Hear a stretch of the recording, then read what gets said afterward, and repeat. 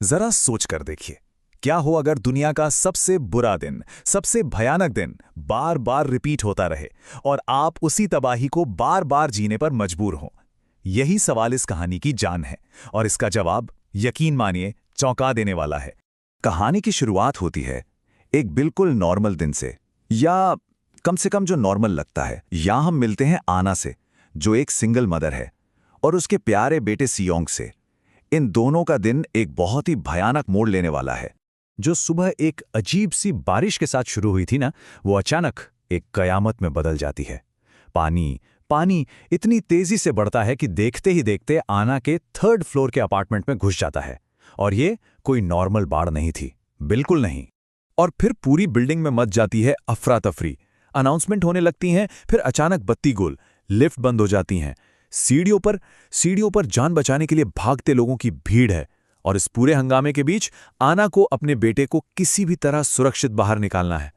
लेकिन इतने डर के माहौल में भी आना अपने बेटे का ध्यान बटाने की कोशिश करती है। वो दोनों साथ में उसका फेवरेट गाना गाते हैं। ये छोटा सा पल, यही तो कहानी का दिल है। एक माँ का बेहिसाब प्यार और उसकी हिम्मत। और ठीक तभी, जब लगता है कि उस पानी में डूबी हुई इमारत में अब कोई उम्मीद नहीं बची, एक रहस्यमयी हीरो की एंट्री होती है। तभी एक जोरदार लहर आती है और माँ बेटे को अलग कर देती है। आना पानी के नीचे उसे ढूंढती है और सियोंग उसे बेहोश मिलता है। जब लगता है कि बस सब खत्म, तभी हीजो नाम का एक अजनबी आता है और उन दोनों को बचा लेता है। ये किसी चमत्कार जैसा था, लेकिन कुछ तो गड़बड़ थी। तो ये हीजो है कौन? पता चलता है कि वो डार्विन कंपनी के सिक्योरिटी टीम का बंदा है।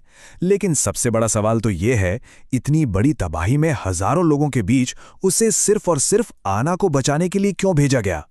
हीजो फिर इस तबाही का असली सच बताता है। ये कोई आम बाढ़ नहीं है, ये तो अंटार्कटिका में एक उल्का पिंड के टकराने का नतीजा है। और हाँ, आज दुनिया का आखिरी दिन है। अब ये कहानी सिर्फ जिंदा बचने की नहीं रही, बल्कि इससे कहीं ज्यादा बड़ी हो चुकी है।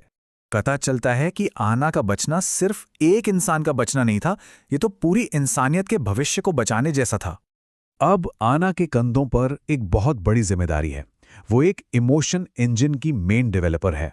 एक ऐसी कमाल की एआई टेक्नोलॉजी जो सिंथेटिक ह्यूमन बॉडीज में, मतलब नकली इंसानी शरीरों में, इमोशंस डाल सकती है। दुनिया तो खत्म हो रही है और आना वही इंसानियत की आखिरी उम्मीद है।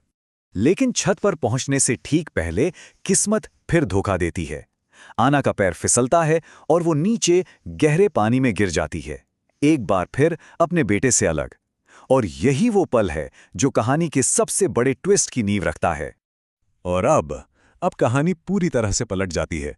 यहां से हमें ये पता चलता है कि जो कुछ भी अब तक हमने देखा है, वो असल में सच है ही नहीं। पानी से बचने के बाद आना को एक बहुत अजीब सा एहसास होता है, देजावू। उसे लगने लगता है कि ये सब कुछ, ये सारी घटनाएं वो पहले भी जी चुकी है। यहीं से टाइम लूप की शुरुआत होती है। अब कहानी में ना एक बहुत ही कमाल का विजुअल हिंट मिलता है। हर बार जब दिन रीसेट होता है तो आना की टी शर्ट पर एक नंबर होता है और वो बदल जाता है। देखिए, पहले लूप में 497, फिर 787, और ये नंबर पहुंच जाता है 13,417 तक। सोचिए तो जरा, एक ही भयानक दिन को 13,000 से ज्यादा बार जीना कैसा लगता होगा? तो ये टाइम लूप आखिर है क्या? ये असल में एक फेल सेफ सिस्टम है। जब भी आना अपने बेटे को बचाने के मिशन में फेल होती है तो दिन फिर से शुरू हो जाता है। लेकिन सबसे जरूरी बात यह है कि हर बार उसे अपनी पिछली गलतियों की, पिछली कोशिशों की यादें रहती हैं, और यही यादें उसे और मजबूत बनाती हैं। और फिर आता है सियोंग का ये मासूम सा लेकिन बहुत गहरा सवाल, जो उनकी असलियत के राज को और भी उलझा देता है। वो अपनी माँ से पूछता है कि वो हमेशा, हर दिन 6 साल का ही क्यों रहता है? अब हजारों बार एक ही दिन को जीकर आना को आखिरकार सच्चाई समझ आ जाती है और इस बार वो इस सिस्टम से लड़ने का फैसला करती है। तो आखिरी सच क्या है? सच ये है कि सब कुछ एक धोखा था। वो बाढ़, वो बिल्डिंग, यहां तक कि कुछ लोग भी, सब एक बहुत बड़े एआई एक्सपेरिमेंट का हिस्सा थे।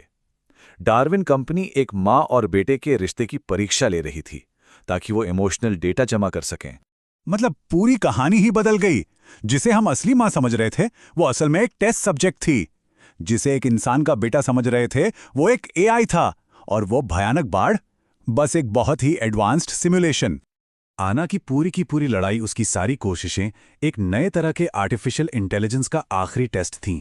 उसकी याददाश्त, उसकी चेतना एक एआई सिस्टम में कैद थी, और उसका मिशन तब तक रीसेट होता रहेगा जब तक वो सियोंग को ढूंढ नहीं लेती।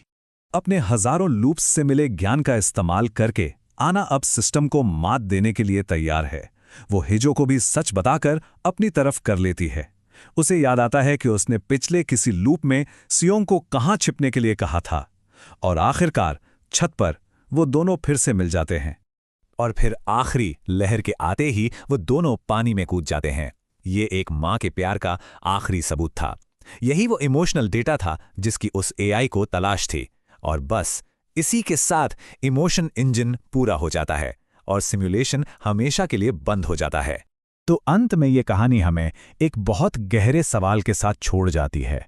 अगर शरीर नकली हो, सिंथेटिक हो, तो क्या उसमें महसूस होने वाले एहसास जैसे प्यार और